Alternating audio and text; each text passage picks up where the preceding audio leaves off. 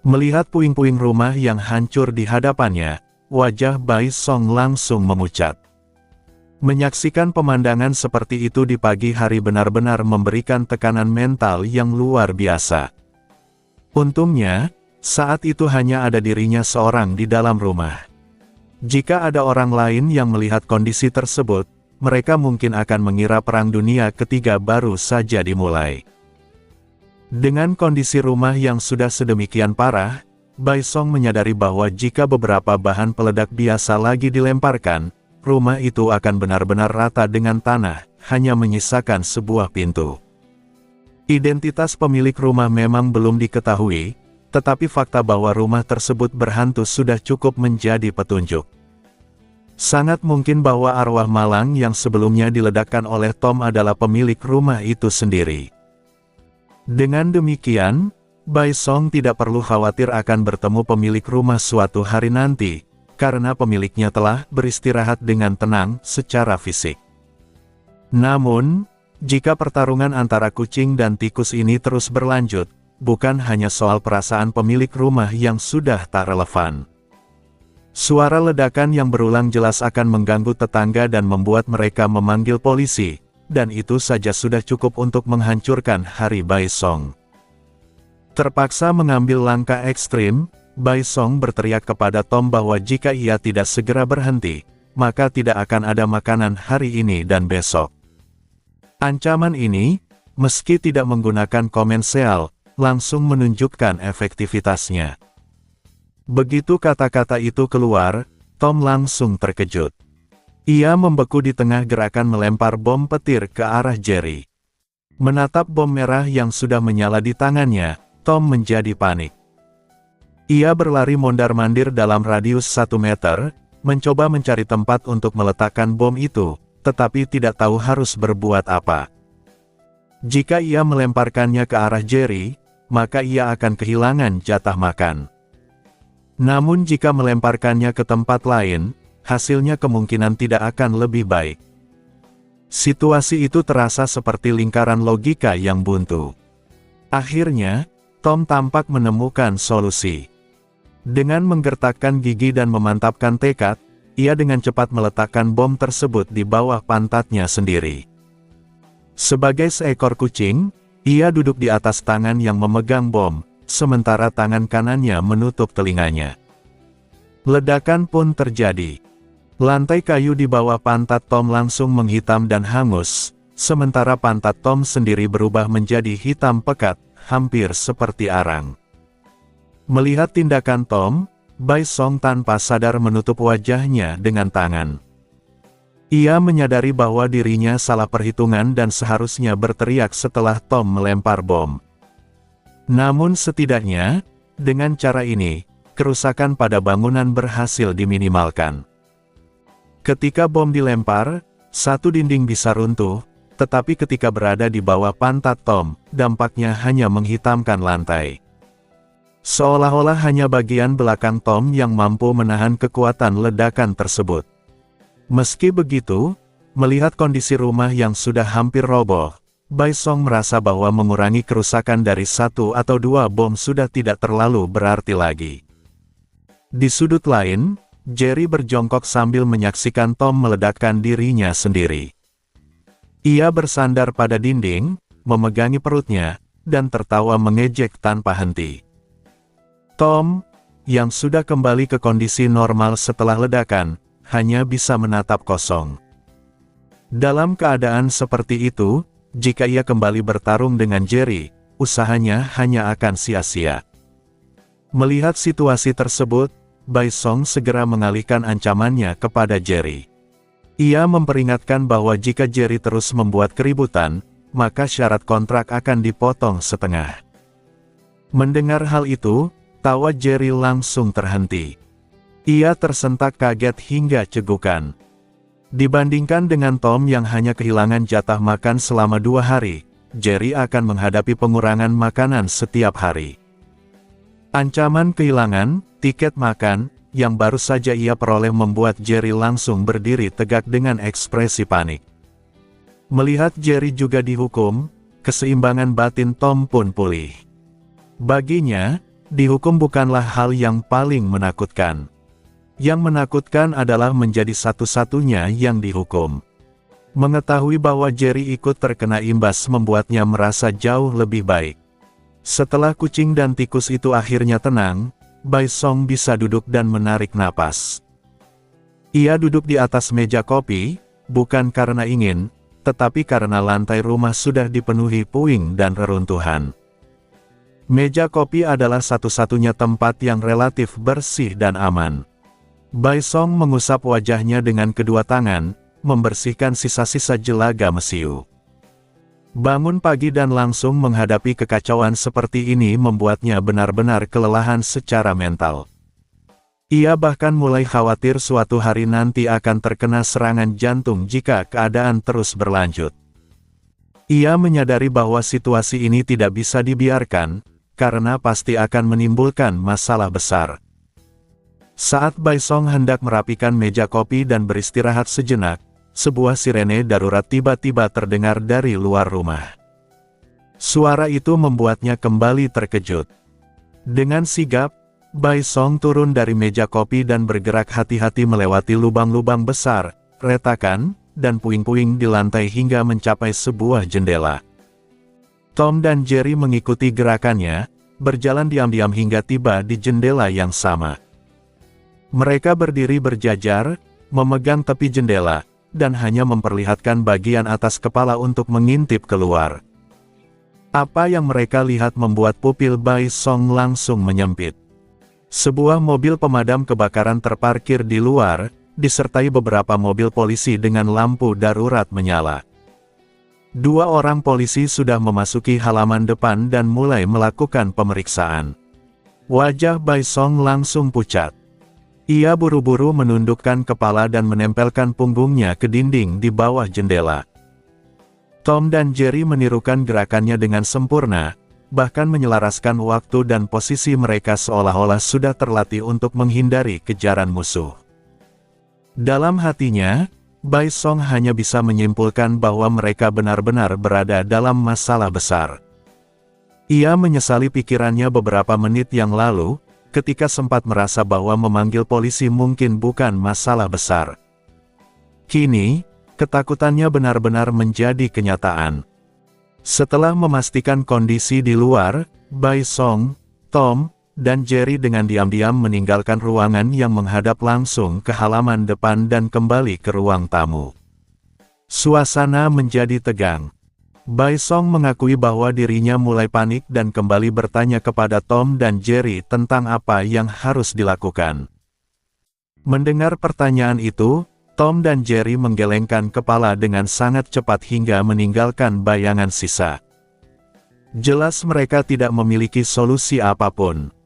Bahkan, mereka sendiri tidak sepenuhnya memahami apa yang sedang terjadi. Mereka hanya tahu bahwa Bai Song sedang panik, sehingga secara naluriah mereka ikut panik. Ketika suasana berubah dan pemilik rumah panik, mereka merasa harus menjadi bagian dari suasana itu, meskipun mereka tidak tahu alasan sebenarnya. Melihat rumah yang nyaris runtuh dan halaman yang sudah dipenuhi polisi, Bai Song menarik napas dalam-dalam lalu berdiri dengan tekad bulat. Ia menyatakan bahwa sudah waktunya menggunakan kartu trufnya. Jika ia tidak pergi sekarang, ia akan menjadi master pertama yang berhadapan langsung dengan polisi di siang bolong. Ledakan bom di dalam rumah jelas tidak mungkin luput dari perhatian, dan dengan polisi yang sudah datang, tidak ada lagi alasan untuk bertahan. Ia harus mencari markas baru, meskipun itu berarti menerobos tempat kosong lainnya. Begitu selesai berbicara, sebelum Tom dan Jerry sempat memahami maksudnya, Bai Song langsung menangkap Tom di tengkuk dengan satu tangan dan mengambil Jerry dengan tangan lainnya lalu memasukkannya ke dalam saku. Dengan kecepatan maksimum, ia mengemas kotak makan, peta, dan buku harian yang sedang ia tulis ke dalam kantong plastik. Itu adalah barang-barang yang tidak boleh ditinggalkan. Setelah memastikan tidak ada yang tersisa, Bai Song bergerak diam-diam menuju pintu belakang. Seluruh proses itu selesai dalam waktu sekitar 10 detik, seolah-olah potensi Bai Song benar-benar dilepaskan sepenuhnya. Namun tepat saat ia mendekati pintu belakang, suara keras terdengar dari arah depan. Pintu depan didobrak, disusul bunyi engsel berderit dan langkah kaki yang memasuki rumah. Polisi dan petugas pemadam kebakaran yang pertama masuk langsung disambut pemandangan dinding runtuh dan tiang penyangga yang tampak bisa roboh hanya dengan satu tendangan.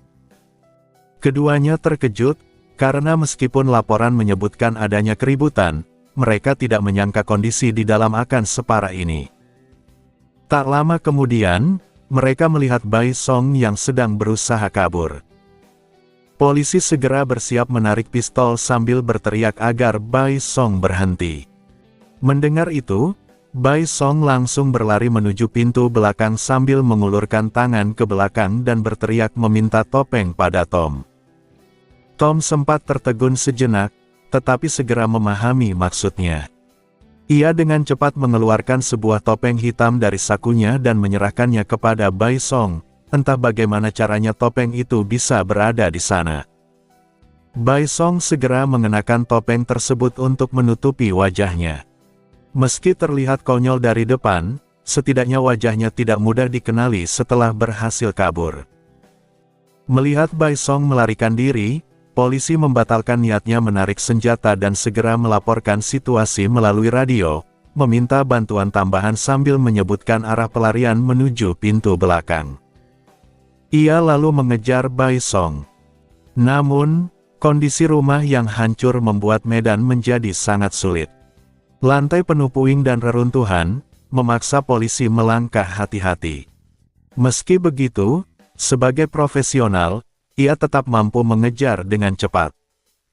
Bai Song juga terdampak kondisi ini, apalagi ia harus membawa Tom, Jerry di sakunya, dan beberapa kantong plastik. Namun, ia tidak bisa meninggalkan barang-barang itu.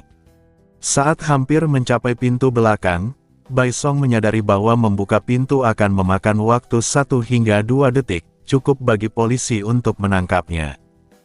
Melihat jarak yang semakin dekat, Bai Song terpaksa berteriak kepada Tom agar melempar bom ke belakang. Kali ini Tom sudah siap. Ia segera mengeluarkan sebuah bahan peledak kecil berwarna merah, seukuran ibu jari. Setelah menyalakannya, Tom langsung melemparkannya ke belakang. Polisi melihat gerakan syal Bai Song dan mendengar teriakan tentang bom. Ia terkejut, tetapi begitu melihat benda yang dilempar, ia hampir tertawa. Benda itu tampak seperti petasan dengan sumbu yang sangat panjang, bahkan sumbunya hampir tidak berkurang saat terbakar. Menurutnya, bahkan jika ia menangkap Bai Song, petasan itu mungkin belum meledak, dan kalaupun meledak, dampaknya pasti kecil. Dengan keyakinan itu, polisi justru mempercepat langkah dan bahkan menginjak petasan tersebut tanpa ragu, merasa tidak ada ancaman berarti. Namun, tepat saat ia menginjaknya, sumbu petasan itu habis terbakar dan langsung meledak. Ledakan keras terjadi, disertai bola api panas yang memenuhi lorong dan mendistorsi pemandangan. Polisi itu membeku sesaat dalam pose sedang berlari, lalu seluruh tubuhnya menghitam seperti arang akibat ledakan. Dengan menghembuskan asap hitam dari mulutnya, polisi itu akhirnya ambruk ke lantai. Benda itu bukan sekadar petasan, melainkan sebuah ranjau. Setelah mendengar ledakan keras di belakangnya, Bai Song sama sekali tidak berhenti. Ia langsung membuka kunci pintu belakang dan menendangnya hingga terbuka dengan suara keras. Pintu itu jelas sudah bertahun-tahun tidak terawat. Awalnya Bai Song berniat membukanya perlahan, tetapi engsel yang berkarat memaksanya menggunakan tendangan kuat untuk membukanya. Beruntung, tidak ada polisi yang berjaga di halaman belakang untuk menyergapnya. Hal itu terjadi karena rumah tersebut sudah ditinggalkan setidaknya selama 20 tahun, kecuali oleh seekor kucing liar bernama Piao. Halaman belakang dipenuhi rumput liar yang tumbuh lebat, membuat pergerakan sedikit lebih lambat dibandingkan berlari di dalam rumah, meskipun perbedaannya tidak terlalu signifikan. Begitu melangkah keluar dan sempat melihat sekeliling, beberapa polisi muncul dari kedua sisi rumah. Meski jumlah mereka cukup banyak, Bai Song tetap tenang. Ia segera memberi perintah singkat, lalu berlari lurus menuju tembok pembatas halaman belakang, menyerahkan tugas menghalangi polisi sepenuhnya kepada Tom dan Jerry. Mendengar perintah tersebut, Tom dan Jerry langsung bergerak. Keduanya mengeluarkan tumpukan besar ranjau paku dari ruang 4 dimensi mereka masing-masing dan menaburkannya ke arah polisi. Tom dan Jerry masing-masing bertanggung jawab atas satu sisi, dengan pembagian tugas yang jelas. Para polisi yang mengepung segera melihat Bai Song yang kabur dan hendak berteriak memperingatkannya, tetapi langkah mereka langsung terhenti ketika menginjak ranjau paku. Teriakan kesakitan langsung terdengar dari kedua sisi. Para polisi mencengkeram kaki mereka, meloncat-loncat kesakitan, dan terus menginjak ranjau paku lainnya. Mendengar jeritan yang bersahut-sahutan, Bai Song merasakan bulu kuduknya merinding. Hanya dengan mendengarnya saja sudah cukup untuk membayangkan betapa sakitnya. Ia menyadari bahwa satu-satunya hal yang bisa ia lakukan adalah melarikan diri secepat mungkin agar para polisi itu bisa segera terbebas dari penderitaan tersebut. Sesaat sebelum mencapai tembok pembatas, Bai Song melompat, menumpukan kedua tangannya di atas tembok, dan gagal. Ia kurang sekitar 30 cm, sehingga wajahnya menghantam tembok secara langsung. Sambil mengadu kesakitan, Bai Song mengeluh tentang tingginya tembok tersebut. Ia awalnya berniat memanjat tembok dengan gaya, berpegangan lalu melompati dengan mulus. Namun, ia jelas melebih-lebihkan kemampuan fisiknya sendiri. Tembok itu setinggi ring basket, dan Bai Song sama sekali tidak memiliki lompatan vertikal setara dung. Menyadari keterbatasan manusia biasa, Bai Song terpaksa memutuskan untuk memanjat tembok dengan cara konvensional. Beruntung, ranjau paku yang ditebar Tom dan Jerry sangat efektif. Setiap kali ada polisi yang hampir keluar dari area tersebut, salah satu dari mereka akan segera melempar proyektil tambahan untuk memaksa polisi itu mundur lagi. Dalam waktu singkat, tidak ada satupun polisi yang berhasil menembus penghalang tersebut. Hal ini memberi Bai Song cukup waktu untuk memanjat tembok dengan sangat lambat. Bai Song memperhatikan struktur tembok kayu dengan tonjolan pasak yang terpasang setiap 1 meter. Jika ia memiliki tali, ia bisa dengan mudah mengaitkannya dan memanjat. Yang ia butuhkan hanyalah sesuatu yang bisa digunakan sebagai tali. Setelah ragu sejenak, Bai Song bertanya kepada Tom apakah ia bisa meminjam ekornya. Mendengar itu, Tom memperlambat lemparan ranjau paku dan menoleh ke arah Bai Song dengan ekspresi bingung. Karena Bai Song mengakhiri kalimatnya dengan nada bertanya, Tom mengira itu hanya permintaan biasa. Setelah ragu sesaat, ia mengangguk pelan. Tom tidak menyadari apa yang baru saja ia setujui, dan ia tidak diberi waktu untuk menyadarinya. Melihat persetujuan Tom, Bai Song langsung bersemangat. Ia melempar kantong plastik berisi barang-barangnya ke sisi lain tembok, lalu dengan cepat mengikat ujung ekor Tom membentuk lingkaran dan melemparkannya ke atas. Lingkaran itu tepat mengait pada salah satu pasak tembok. Barulah pada saat itu Tom menyadari kesalahannya, tetapi semuanya sudah terlambat. Dengan ekspresi penuh rasa bersalah, Bai Song mulai memanjat sambil berpegangan pada ekor Tom. Wajah Tom langsung memerah, berusaha menahan jeritan, tetapi akhirnya ia berteriak keras hingga suaranya menggema seperti pesawat pengebom yang menukik. Suara itu begitu keras sampai-sampai petugas pemadam kebakaran di halaman depan bertanya-tanya apa yang sebenarnya sedang terjadi. Dengan ekor Tom sebagai tali, Bai Song berhasil menyeberang ke sisi lain tembok dengan cepat. Kecepatannya terutama didukung oleh levitasi sementara, Tom yang terjadi akibat jeritannya melawan gravitasi. Bai Song memilih menggunakan ekor Tom karena metode itu sangat efisien. Ia hampir tidak perlu mengerahkan tenaga sendiri.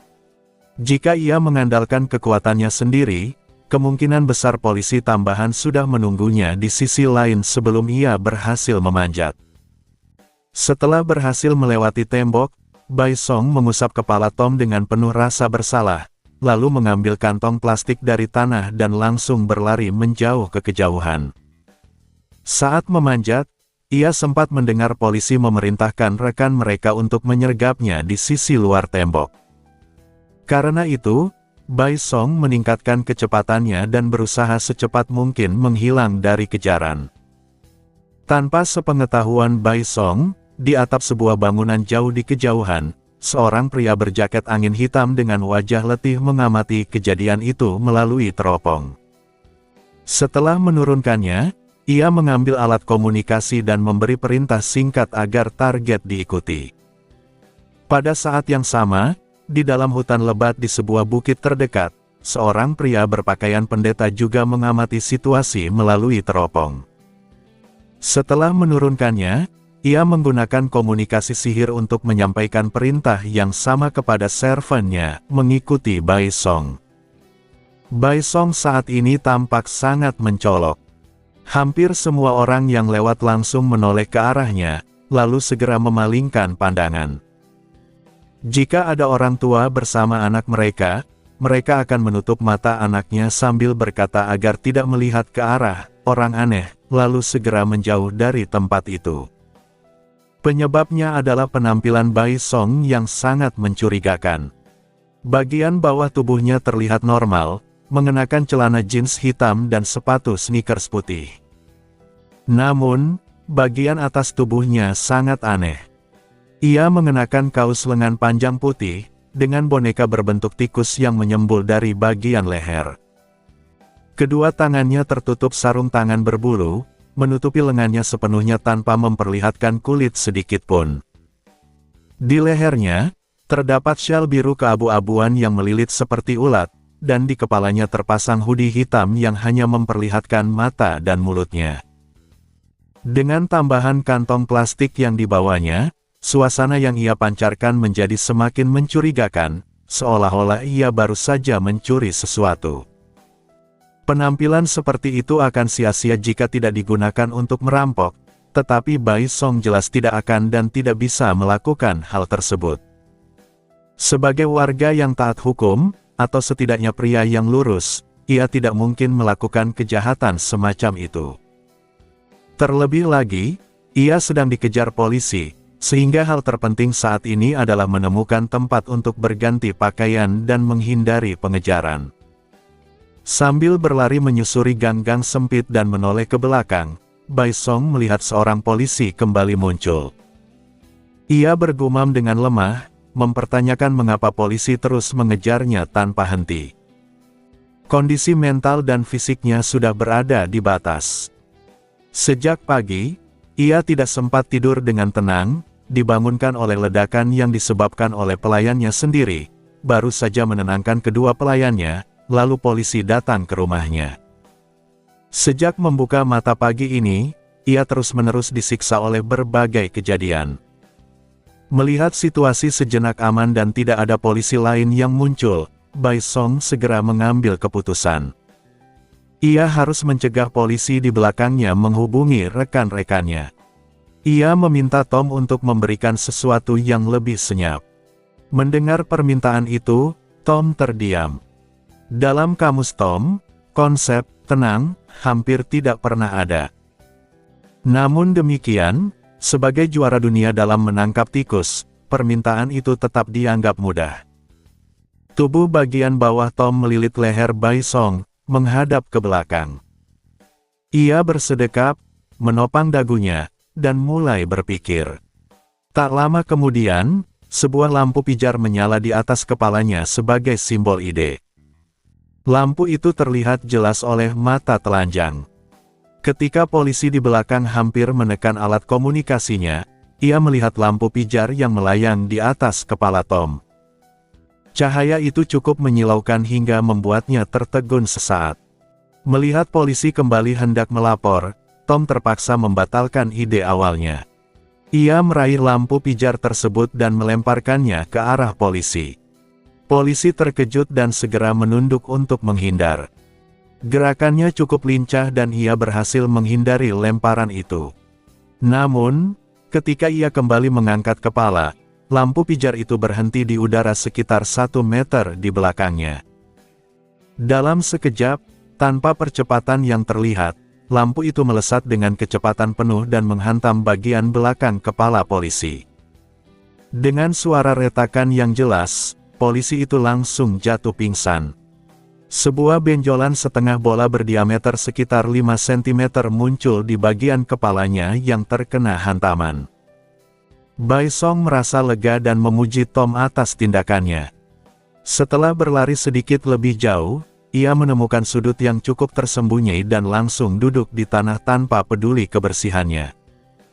Ia merasa seperti sudah menyelesaikan jatah olahraga setahun penuh. Jika ia terus berlari, ia yakin akan roboh di tengah jalan.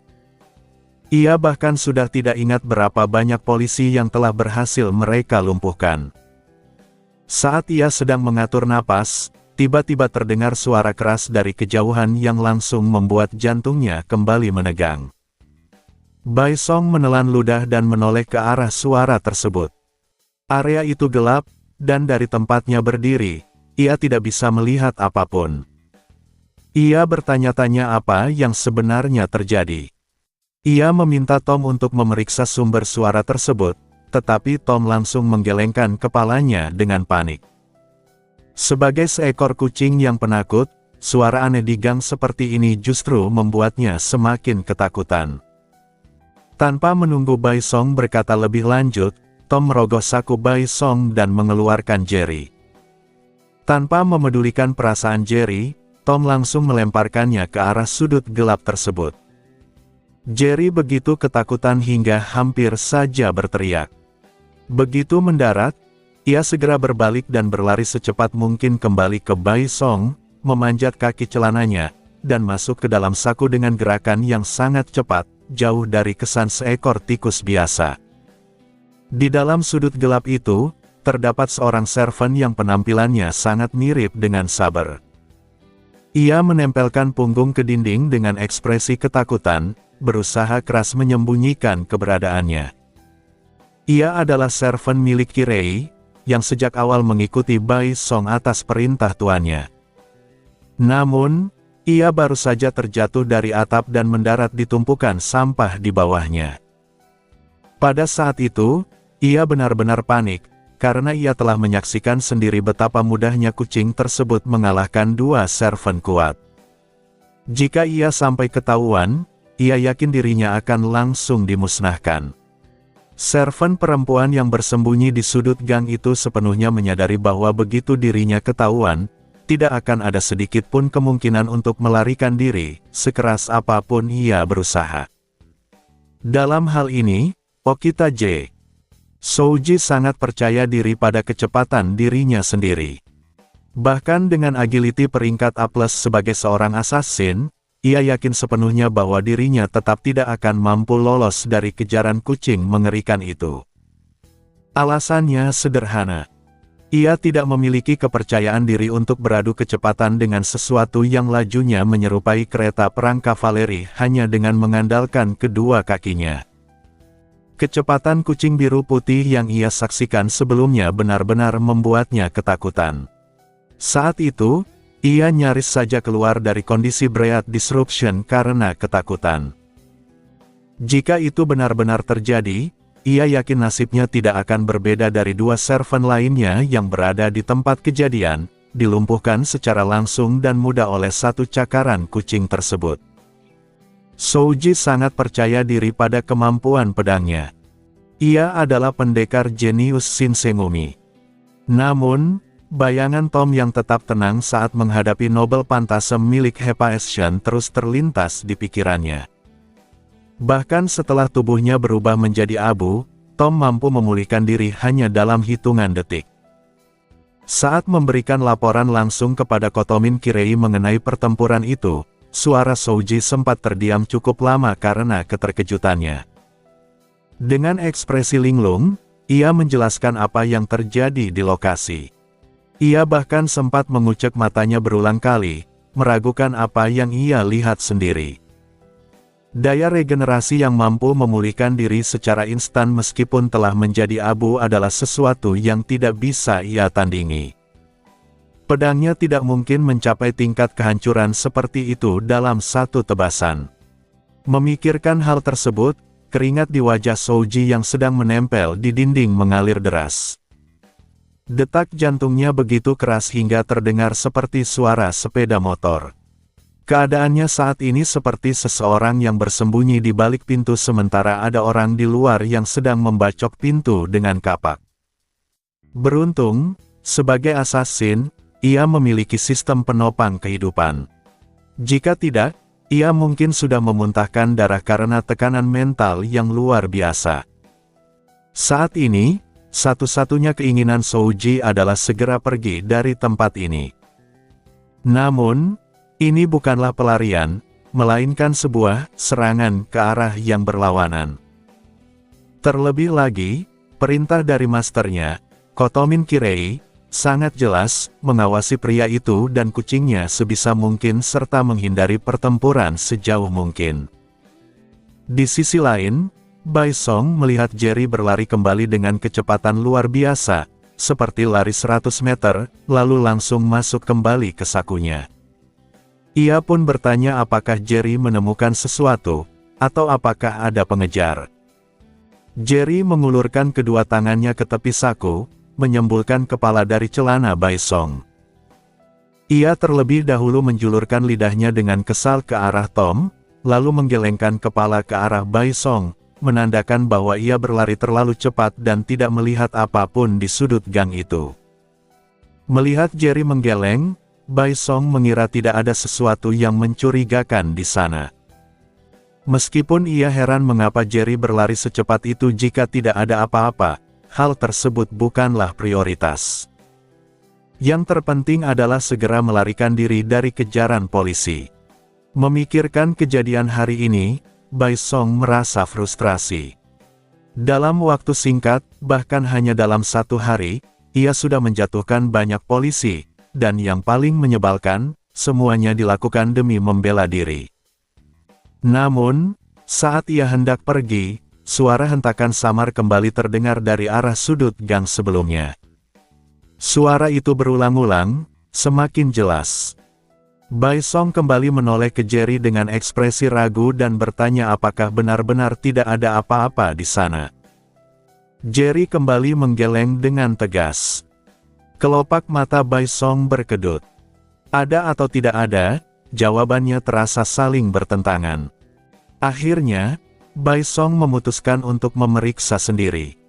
Ia tidak ingin menemukan tempat persembunyian baru sementara ada sesuatu yang mencurigakan terus mengikutinya. Itu sama saja dengan menunjukkan lokasi rumahnya kepada musuh. Setelah menarik napas dalam-dalam, Bai Song melangkah menuju sudut gang tersebut. Meski ada sedikit rasa cemas di hatinya, ia tidak benar-benar takut. Tom dan Jerry berada di sisinya, dan dengan kehadiran mereka, tidak ada salahnya menghadapi situasi ini. Tom yang melilit leher Bai Song dan Jerry yang bersembunyi di saku mendadak menjadi berani. Alasannya sederhana, mereka memiliki manusia di samping mereka. Jika langit runtuh sekalipun, ada sosok tinggi yang bisa diandalkan. Bai Song pasti akan melindungi mereka. Sementara itu, Souji yang bersembunyi di sudut gang menempel di dinding dengan wajah ketakutan dan putus asa. Ia menutup telinganya, tubuhnya gemetar, berharap tidak akan ditemukan oleh kucing itu. Beberapa meter jarak di antara mereka terasa sangat panjang. Setelah bersembunyi cukup lama tanpa terjadi apa-apa, Souji akhirnya menghela napas lega. Ia menurunkan tangannya dari telinga dan menoleh ke arah sudut gang. Pada saat itu juga, ia melihat Bai Song yang baru saja tiba di sana. Waktu seolah membeku. Begitu Souji melihat Bai Song, ekspresinya membeku karena kebingungan. Dalam penglihatan pinggirnya, ia juga melihat Tom yang melilit di leher Bai Song. Dalam sekejap, kebingungan itu berubah menjadi teror. Souji menjerit keras, melambaikan tangannya dengan panik hingga menciptakan bayangan gerakan. Dengan teriakan terakhir, pendorong di belakang tubuh Souji langsung aktif, mengubahnya seperti prajurit jet. Dalam kepanikan total, ia melesat ke udara sambil berteriak tidak jelas, hanya ingin menjauh dari tempat berbahaya itu secepat mungkin. Namun, sebelum ia bisa terbang tinggi, tubuhnya menabrak sebuah balkon milik seseorang. Secara normal, balkon itu seharusnya hancur, tetapi kali ini justru menahan Souji dengan sempurna. Matanya bahkan sempat kehilangan fokus akibat benturan tersebut, sementara balkon itu sama sekali tidak retak. Karena inersia, tangan dan kaki Souji terangkat ke atas. Dari sudut pandang Bai Song yang melihat dari bawah, gerakan Souji saat itu terlihat seperti seekor katak. Keadaan itu hanya berlangsung sesaat. Souji tidak memiliki kemampuan melayang tanpa sadar seperti Tom. Setelah mempertahankan posisi tersebut selama 1 detik, tubuhnya langsung jatuh ke bawah. Dengan suara lembut, Souji mendarat di tanah dalam posisi yang sangat tidak anggun, menyerupai gaya berenang katak. Saat menuruni gunung, Kotomin Kirei menjadi jauh lebih waspada terhadap sekelilingnya setelah menyadari bahwa assassin mereka secara tidak sengaja telah terdeteksi oleh target yang sedang diawasi. Sejujurnya, Kirei sama sekali tidak terkejut. Assassin miliknya memang sering berada dalam situasi seperti itu, dan hal tersebut sudah menjadi semacam kebiasaan. Namun, sebisa mungkin, Kirei ingin menghindari bentrokan langsung. Ia tidak memiliki banyak kepercayaan terhadap kemampuan assassin miliknya. 2 servant kuat yang muncul malam sebelumnya saja dikalahkan dengan sangat mudah hanya oleh seekor kucing. Jika yang maju adalah assassin mereka sendiri, hasilnya kemungkinan besar tidak akan berbeda. Karena itu, Kirei telah memerintahkan Souji untuk menjaga jarak dari Bai Song. Akan tetapi, belum genap 10 detik sejak perintah itu diberikan, teriakan servantnya terdengar melalui jalur komunikasi sihir. Setelah itu, tak peduli seberapa sering Kirei memanggilnya, tidak ada satupun jawaban yang kembali. Kirei berhenti melangkah, dan kemungkinan terburuk langsung terlintas di benaknya. Ia bertanya-tanya apakah assassin mereka telah dikalahkan begitu saja. Di sisi lain, Bai Song terdiam saat menatap gadis yang baru saja jatuh ke tanah di depannya. Ketika ia berbelok ke sudut gang, yang ia lihat adalah seorang gadis mengenakan bikini dengan pendorong roket terpasang di belakang tubuhnya. Dari pakaian aneh tersebut, jelas bahwa gadis itu adalah seorang servant yang belum melarikan diri. Saat pertama kali melihatnya, jantung Bai Song hampir berhenti. Terkejut, ia membuka mulut untuk memanggil Tom. Namun sebelum sempat mengeluarkan suara, servant di hadapannya justru melambaikan tangan sambil mundur dengan suara aneh, lalu dengan nyala api biru pucat melesat ke udara dan menabrak balkon di atas. Beberapa saat kemudian, gadis itu justru tergeletak di depan Bai Song. Bai Song bergumam pelan sambil menatap tubuh yang terbaring dalam posisi mirip katak dan masih berkedut. Ia mengulurkan tangan, namun ragu apakah sebaiknya langsung kabur. Ia sempat berniat memanggil Tom karena ketakutan, tetapi lawannya telah lebih dulu bertindak, dan semuanya berakhir begitu saja. Situasi ini membuat Bai Song benar-benar kebingungan. Tak lama kemudian, gadis itu akhirnya bergerak. Ia mengerang pelan sambil menahan sakit, lalu berusaha bangkit dengan tangan gemetar. Namun karena keseimbangannya buruk, ia justru terjatuh lagi dan terduduk di tanah gang. Melihat hal itu, Bai Song ragu sejenak sebelum bertanya apakah gadis itu baik-baik saja. Pertanyaan itu bukan hanya ditujukan pada dampak benturan dan jatuhnya, tetapi juga pada tindakannya yang tidak masuk akal sejak awal. Bai Song benar-benar tidak bisa membayangkan kondisi mental gadis berambut terang di hadapannya. Sambil mengusap kepalanya yang masih pusing, Souji secara refleks menjawab bahwa dirinya baik-baik saja dan mengucapkan terima kasih. Namun segera setelah itu, ia merasa ada yang janggal. Ia mengangkat kepala dan melihat seorang pria bertudung hitam berdiri di depannya, dengan seekor kucing biru putih melilit lehernya. Kucing itu bukan sembarang kucing. Itu adalah makhluk yang dengan mudah mengalahkan dua servant kuat sebelumnya. Dalam sekejap, ekspresi Souji berubah drastis. Ia ketakutan, langsung mencabut senjatanya dan mengayunkannya ke depan. Beruntung, Bai Song tidak berdiri terlalu dekat sehingga tebasan itu hanya membelah udara dengan suara tajam. Setelah kesadarannya benar-benar pulih, Souji bahkan tidak mencoba berdiri. Dengan tangan dan kaki, ia mundur cepat sambil duduk hingga mencapai ujung gang terdalam, tempat tidak ada lagi jalan untuk mundur. Dengan punggung menempel ke dinding, ia berteriak agar Bai Song tidak mendekat. Dalam keadaan terpojok dan ketakutan ekstrim, ia tiba-tiba dipenuhi keberanian. Saat menyadari tidak ada jalan mundur, satu-satunya pilihan adalah menghadapi rasa takut itu sendiri. Souji berdiri dengan punggung bersandar ke dinding. Ia mengulurkan tangan kanannya ke udara kosong, dan sebuah katana berbilah biru etereal langsung terwujud di genggamannya.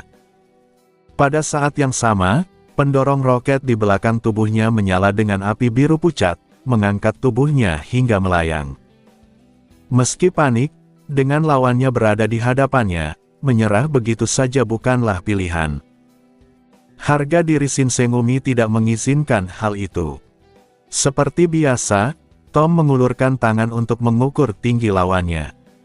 Melihat bahwa sosok ini mirip dengan dua servant yang telah dikalahkan sebelumnya dan jauh lebih pendek dari lawan pertamanya, Tom langsung dipenuhi rasa percaya diri. Sebaliknya, Bai Song sama sekali tidak merasakan hal yang sama. Ia hanya ingin segera kabur. Tujuannya datang ke sini hanyalah memastikan tidak ada servant lain yang mengejar dan agar ia bisa menentukan lokasi persembunyian barunya dengan aman. Ia ingin lawan-lawan potensial itu mundur tanpa perlu pertempuran.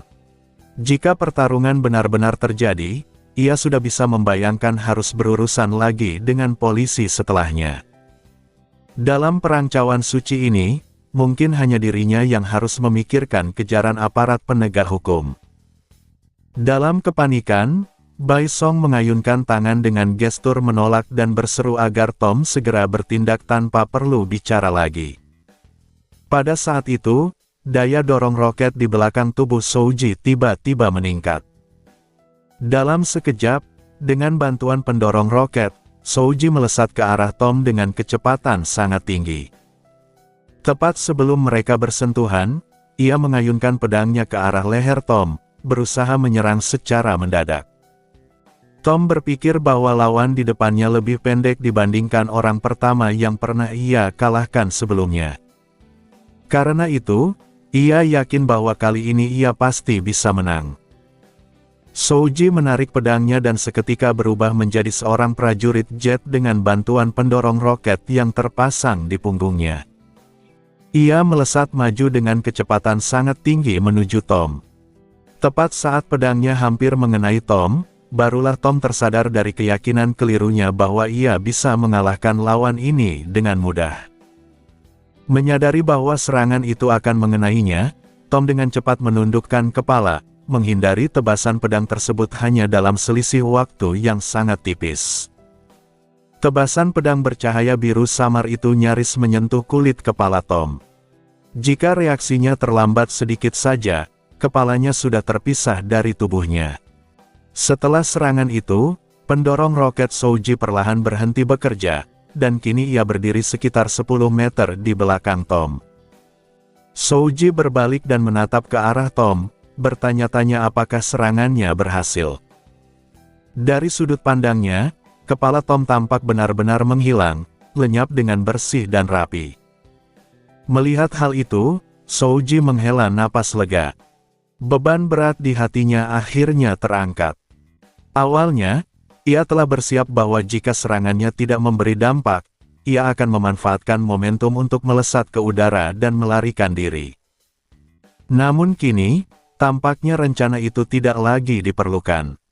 Souji memang percaya diri pada kekuatannya sendiri, tetapi pengalaman malam sebelumnya masih membekas jelas di benaknya. Ia menyaksikan sendiri bagaimana Tom dengan santai menjatuhkan seseorang hanya dengan sebuah tongkat, lalu mengambil ranting busuk dan melemparkannya ke langit untuk menjatuhkan servant lain. Siapapun akan merasa bingung melihat pemandangan seperti itu. Karena itulah, saat ia sadar bahwa dirinya telah terdeteksi, Souji sempat dilanda ketakutan. Kekalahan itu sendiri bukanlah hal yang terlalu menakutkan. Namun dikalahkan dengan cara yang aneh dan tidak masuk akal seperti itu adalah hal yang benar-benar mengerikan. Tom menyentuh bagian atas kepalanya dan merasakan sesuatu yang berbeda dari biasanya, terasa aneh dan menusuk. Seketika ia panik, lalu dengan cepat mengeluarkan sebuah cermin dari belakang dan memeriksa kepalanya. Ia terkejut mendapati bahwa seluruh rambut di kepalanya telah hilang, membuatnya botak sepenuhnya. Pada saat itu, wajah Tom berubah sangat muram. Meski ia tahu rambutnya akan muncul kembali dalam beberapa detik tanpa seorang pun menyadarinya, rasa sedih tetap menyelimuti dirinya. Jerry, yang baru saja mendarat di dekat situ, hampir saja langsung menertawakan Tom. Namun ia menahan diri karena Bai Song ada di sana. Ia khawatir mengejek Tom akan berdampak buruk bagi dirinya sendiri. Dengan terpaksa, Jerry menelan tawa itu dan menyimpannya dalam hati. Setelah beberapa saat terdiam, tatapan Tom berubah menjadi penuh amarah dan tertuju pada Souji. Dendam karena kepalanya menjadi botak harus dibalas. Tom menoleh ke sekeliling, mencari sesuatu yang bisa dijadikan senjata. Akhirnya, di dekat dinding, ia melihat sebuah payung rusak yang bersandar di sana. Seketika, senyum licik muncul di wajahnya, sudut mulutnya terangkat tinggi hingga hampir menyentuh mata, disertai alis yang terangkat penuh makna. Dengan payung rusak itu di tangannya, Tom memusatkan pandangan pada Souji, penyebab kebotakannya. Dengan perlengkapan yang sudah siap, hanya satu hal yang tersisa untuk dilakukan, membalas dendam. Tom menggulung bulu di lengannya seolah-olah sedang menyingsingkan lengan baju, menggenggam payung rusak itu dengan tangan kanan, lalu berjalan menuju arah Souji. Souji terkejut saat melihat kepala Tom muncul kembali seolah keluar dari tubuhnya, bahkan tanpa sadar mengeluarkan suara kecil. Namun jika dibandingkan dengan kejadian malam sebelumnya, ketika Tom hancur menjadi abu lalu pulih kembali, kondisi mental Souji kali ini pulih jauh lebih cepat. Ia bahkan mulai meyakinkan dirinya sendiri. Ia berpikir bahwa meskipun Tom berhasil menghindari serangannya, itu hanya berarti serangannya cukup berbahaya untuk dihindari. Dengan kata lain, ia menganggap dirinya lebih kuat dari kucing itu. Setelah berhasil membujuk pikirannya sendiri, keberanian Souji kembali muncul. Ia menarik napas dalam-dalam dan melangkah menuju Tom. Tak lama kemudian, keduanya berdiri saling berhadapan dengan jarak sekitar 10 meter, siap untuk pertempuran yang bisa meletus kapan saja. Di sisi lain, Bai Song dan Jerry, yang entah bagaimana kembali ke tempat itu tanpa ikut bertarung, menyaksikan duel tersebut dengan penuh perhatian. Saat ketegangan mencapai puncaknya, hembusan angin melintas. Pada saat itu, Bai Song seolah melihat sebuah kota barat yang diselimuti pasir dan angin, seperti adegan duel koboi antara Tom dan Souji. Namun tiba-tiba Bai Song tersadar bahwa ini bukan ilusi. Mereka benar-benar berada di sebuah kota bergaya barat. Ia bahkan melihat tumpukan kotoran kuda yang masih segar di tanah. Bai Song berjongkok dan mengambil segenggam pasir kuning, merasakan teksturnya yang kasar dan panas matahari yang membakar. Semua itu nyata. Anehnya, entah karena terlalu fokus, Tom dan Souji sama sekali tidak menyadari perubahan tersebut. Saat Souji berkata, "Ayo," pemandangan kota barat itu seketika menghilang. Semua orang kembali berada di gang sempit, seolah-olah adegan sebelumnya hanyalah animasi transisi untuk membangun suasana duel. Namun Bai Song tahu bahwa apa yang ia lihat tadi benar-benar nyata, karena pasir kuning itu masih berada di tangannya. Mendengar tantangan Souji, Tom tidak bergerak. Ia justru mengulurkan tangan kirinya yang kosong dan memberi isyarat dengan jari, seolah menyuruh Souji untuk menyerang lebih dulu. Melihat isyarat itu, Souji tidak ragu. Ia menggenggam katananya dengan kedua tangan, dan pendorong roket di punggungnya kembali menyemburkan api biru pucat, melontarkannya ke arah Tom dalam sekejap. Pedang Souji dan payung rusak di tangan Tom bertabrakan, menghasilkan suara benturan logam.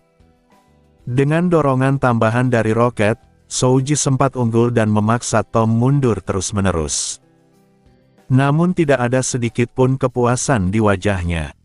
Sebaliknya, ia justru semakin waspada. Ia tidak bisa memahami bagaimana kucing itu, hanya dengan payung compang-camping, mampu menahan tebasan penuh kekuatannya. Apakah payung itu adalah semacam harta karun? Pikiran itu terasa tidak masuk akal. Beberapa detik kemudian, karena daya tahan dan kapasitas mana Souji sangat rendah, keunggulannya pun menghilang. Dorongan sepihak berubah menjadi kebuntuan, tanpa pergerakan sedikit pun. Souji menyadari bahwa ini tidak bisa dibiarkan berlanjut. Jika pertarungan ini terus berlangsung seperti ini, ia pasti akan kalah. Melihat situasi tersebut, Souji tiba-tiba menarik katananya ke belakang. Tom, yang sedang fokus mendorong ke depan, kehilangan keseimbangan dan terhuyung ke depan. Memanfaatkan momen itu, Souji mengangkat pedangnya dengan kedua tangan dan mengayunkannya ke bawah, berniat menghabisi Tom. Di samping, Jerry yang ketakutan menutup pipinya dengan kedua tangan dan melompat hingga terangkat sekitar 10 cm dari tanah. Setelah mendarat, tanpa menoleh, ia berlari ke arah dinding, memanjat permukaannya yang tidak rata hingga setinggi 1 meter. Jerry kemudian menendang dinding dan melompat ke arah Souji. Sebuah tusuk gigi seperti rapier muncul di tangannya, dan ia menebas ke atas, tepat mengenai pedang Souji.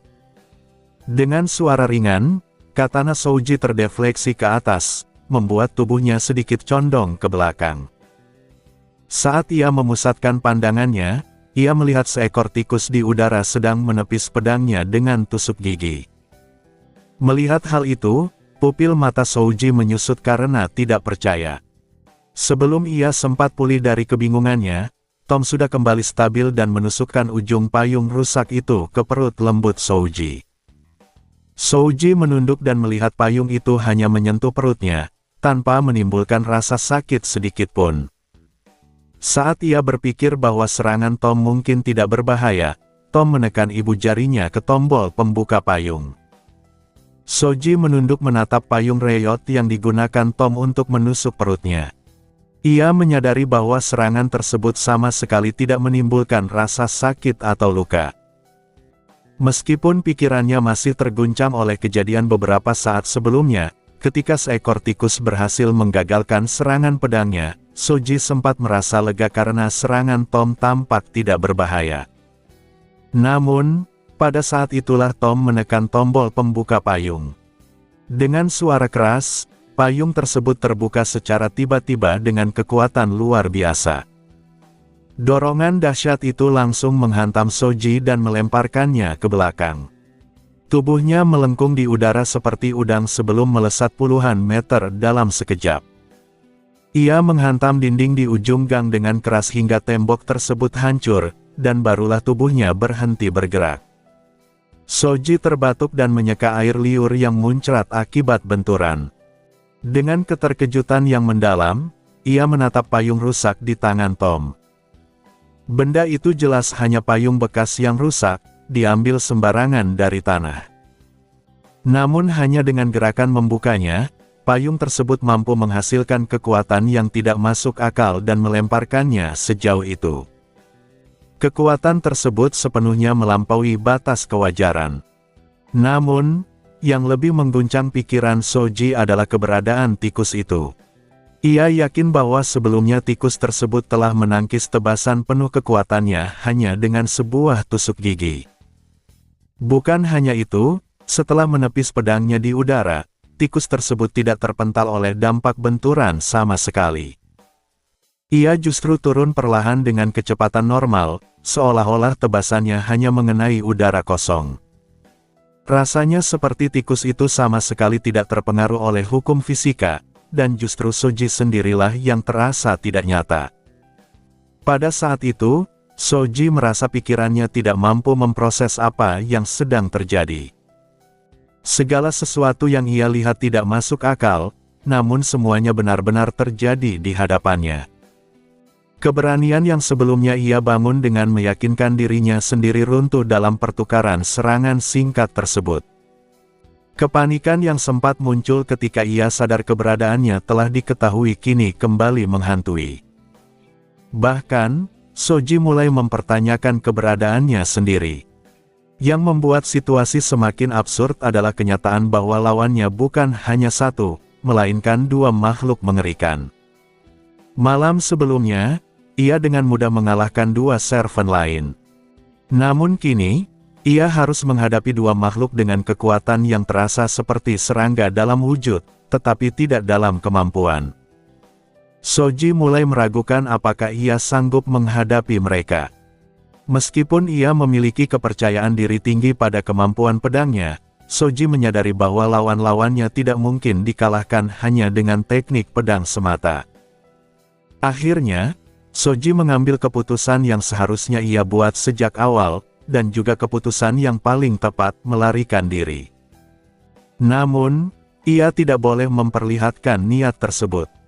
Jika kucing dan tikus itu menyadari rencananya, Soji tidak memiliki kepercayaan diri sedikit pun untuk bisa kabur. Ia mungkin akan dikalahkan dengan mudah, seperti Alexander dan Hephaestion sebelumnya. Soji berdiri dan menarik napas dalam-dalam. Ia meneriakkan nama Nobel Pantasemnya. Tubuhnya mulai diselimuti cahaya magis biru pucat, dan energi sihir berkumpul di sekitar pedang serta pendorong roket di punggungnya. Melihat tanda-tanda itu, Bai Song segera mundur sekitar 10 meter.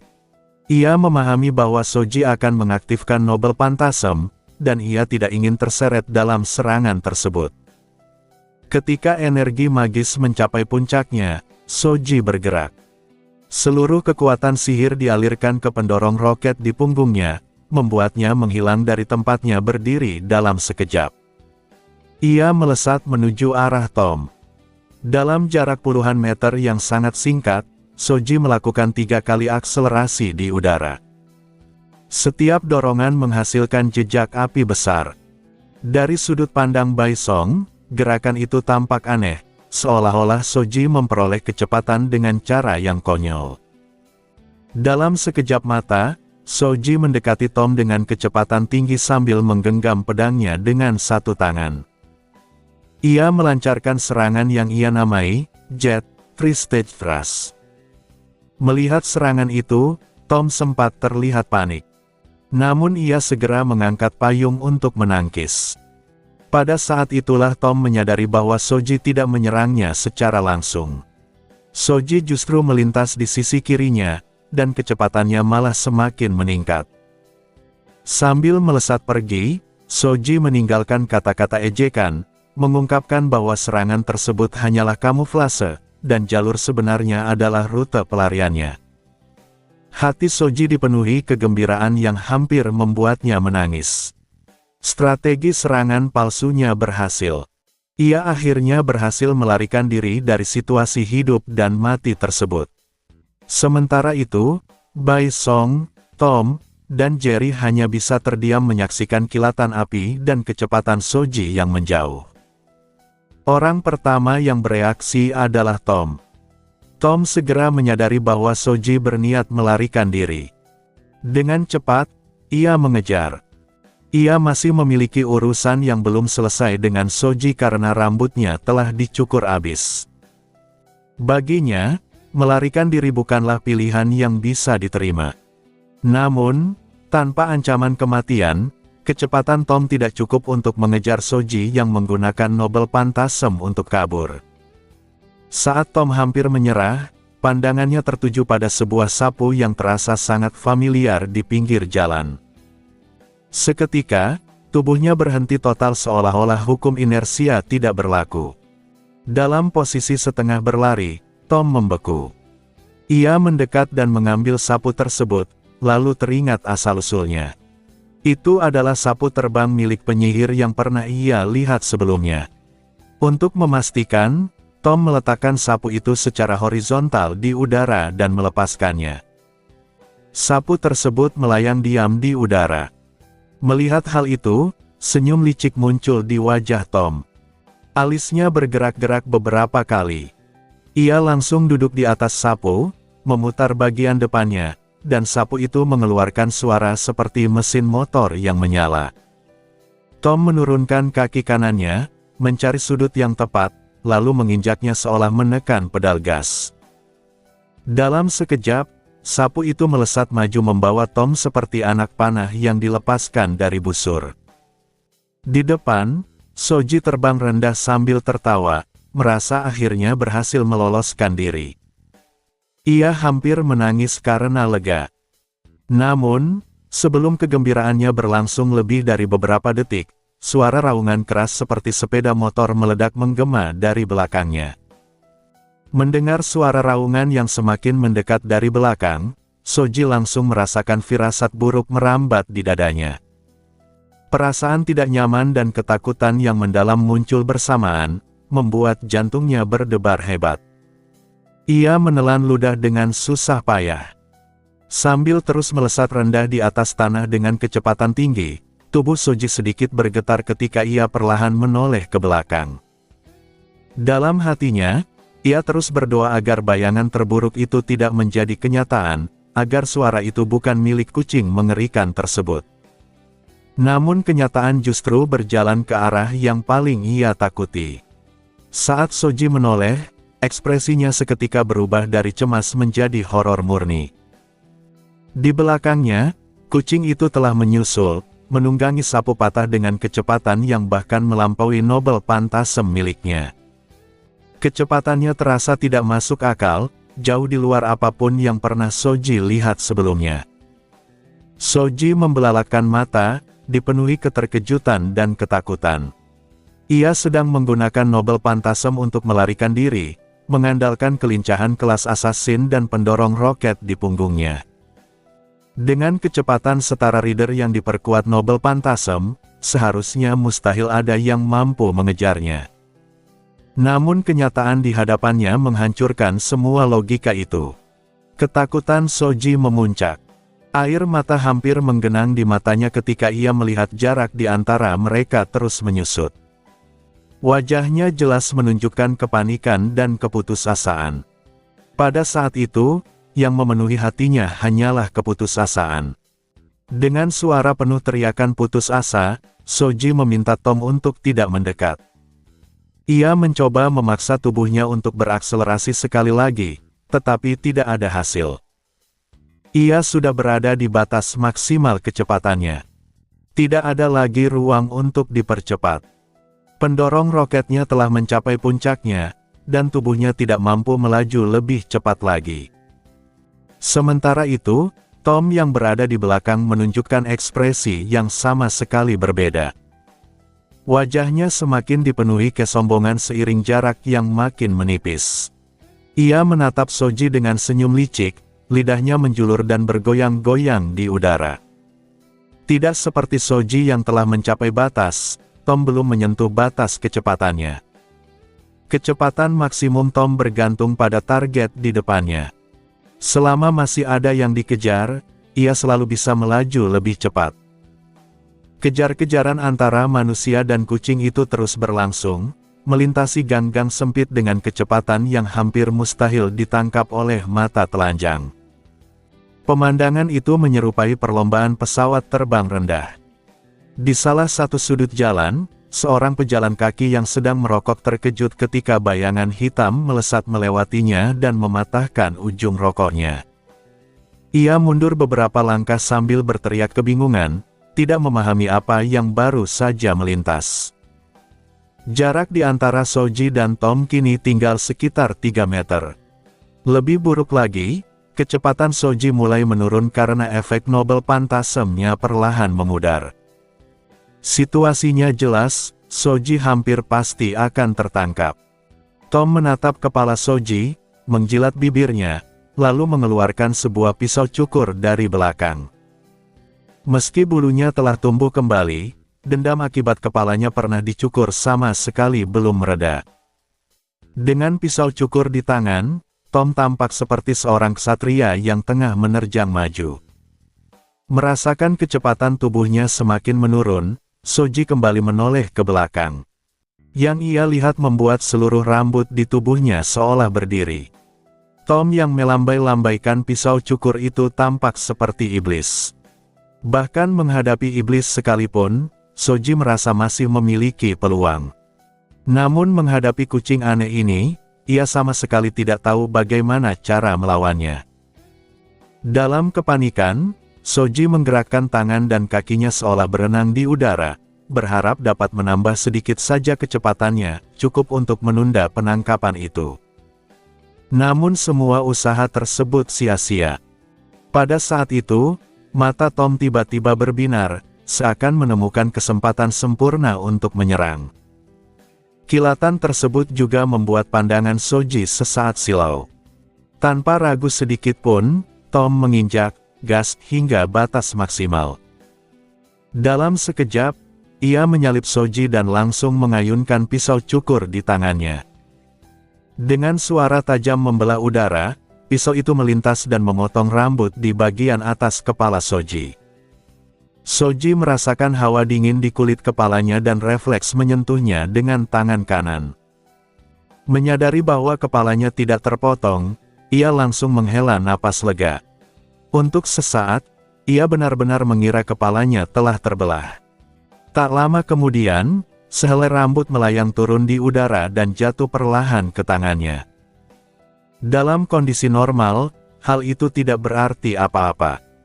Namun dengan kecepatan ekstrim yang sedang ia alami, kenyataan bahwa sehelai rambut bisa jatuh dengan relatif sejajar dengannya terasa sangat tidak masuk akal. Soji menatap helaian rambut itu dan memastikan warnanya serta panjangnya. Rambut tersebut hampir sama panjang dengan rambut di kepalanya. Artinya, serangan Tom nyaris mengenai kulit kepalanya. Kesadaran itu membuat tulang belakang Soji terasa dingin. Jika ia tidak secara refleks menggerakkan tubuh dan sedikit memiringkan kepala, serangan tadi bisa saja menguliti tengkoraknya. Sementara itu, Tom telah berada di depan Soji. Soji segera memperlambat laju, lalu berbelok tajam untuk melarikan diri ke arah berlawanan. Tom menoleh dan melihat rambut Soji masih utuh, jauh dari gaya botak yang ia inginkan. Perasaan puas yang sempat muncul langsung menghilang, digantikan kejengkelan.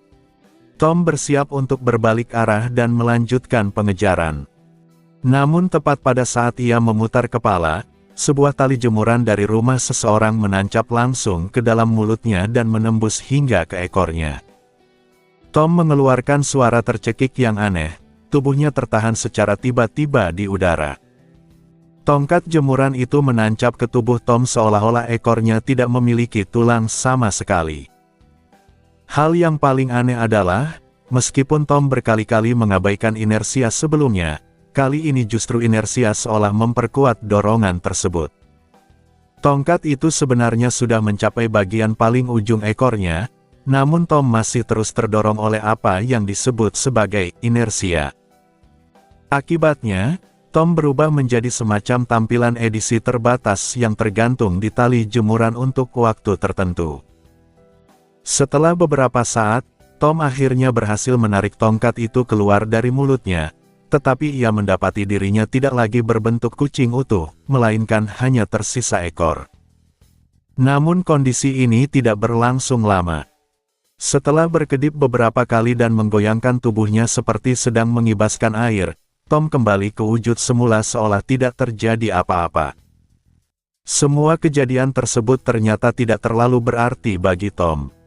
Begitu ia pulih sepenuhnya, ia langsung berdiri dengan dua kaki, satu tangan menempel di dahinya, dan menoleh ke segala arah.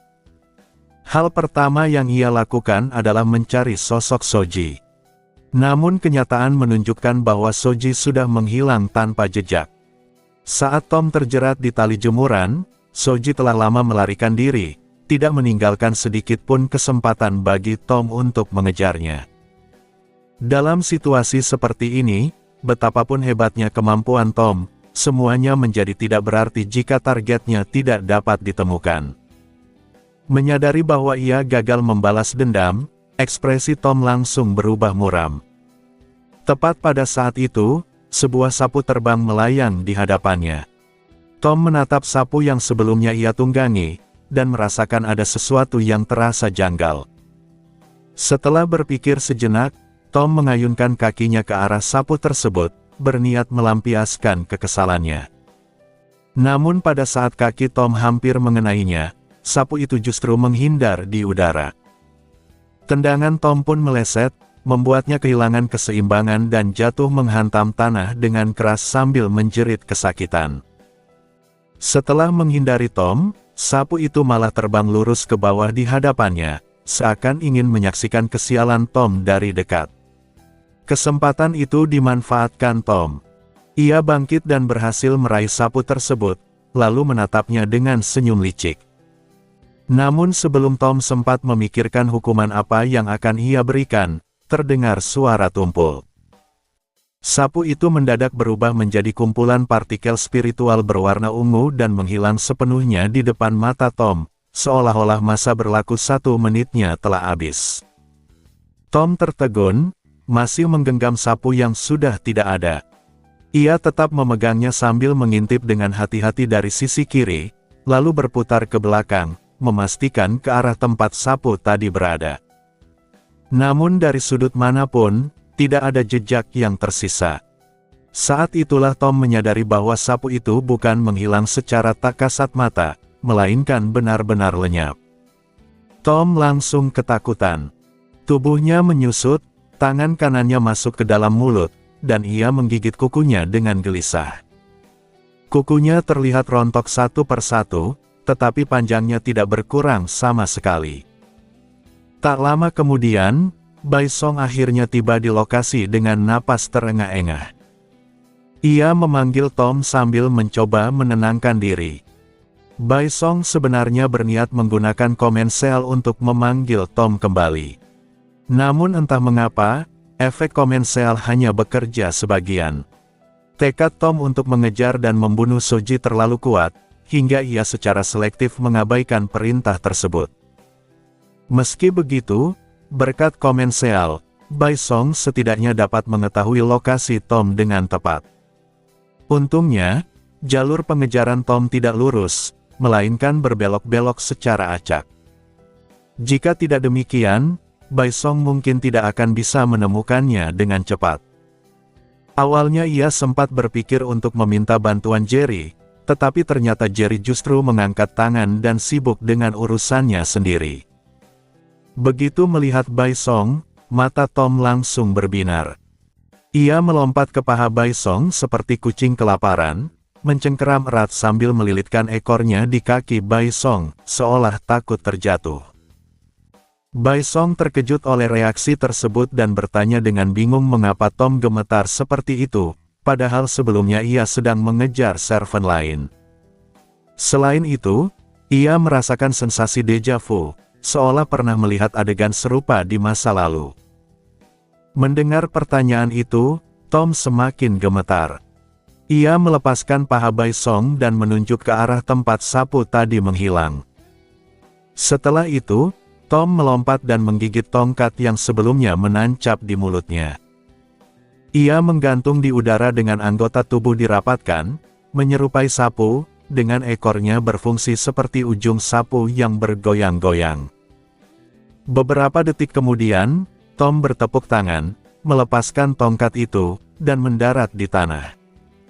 Tindakan tersebut menandakan lenyapnya sapu secara tiba-tiba. Merasa pesannya sudah tersampaikan, Tom segera berlindung di sisi Bai Song sambil tetap gemetar, kali ini tanpa memeluk pahanya.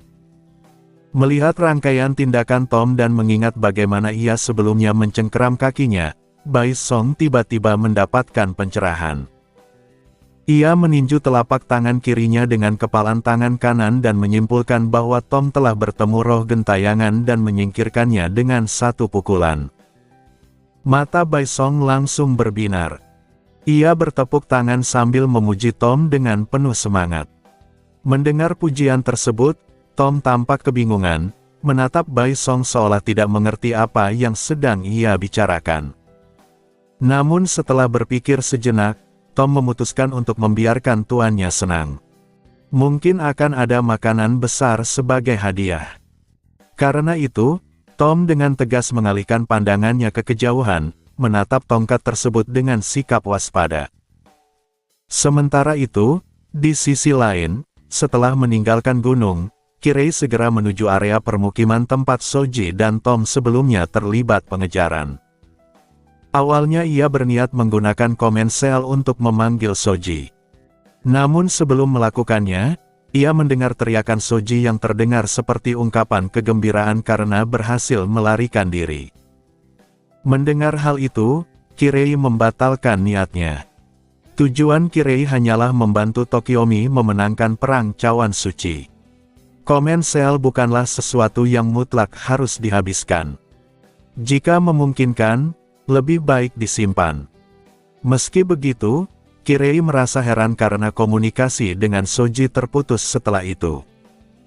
Ia masih bisa memastikan bahwa Soji tidak berada dalam bahaya langsung, sehingga ia memilih untuk mencarinya secara manual. Setelah menyusuri gang-gang selama beberapa waktu, Kirei akhirnya menemukan servennya. Soji sedang berjongkok di sebuah gang gelap, memeluk lututnya, dan bersembunyi di balik tong sampah hitam, hampir tak terlihat dari luar. Kirei mendekat dan bertanya apa yang sedang ia lakukan. Mendengar suara yang dikenalnya, Soji bergetar dan mendongak. Wajahnya tampak seperti seseorang yang telah dipermainkan habis-habisan. Dengan suara lemah, ia mengatakan bahwa perang Cawan Suci itu sangat menakutkan. Setelah mengucapkan kata-kata tersebut, Soji memeluk lututnya lebih erat, seolah-olah itu satu-satunya cara untuk merasa aman. Melihat kondisi Soji, Kirei terdiam cukup lama, dengan kebingungan yang jelas tergambar di wajahnya.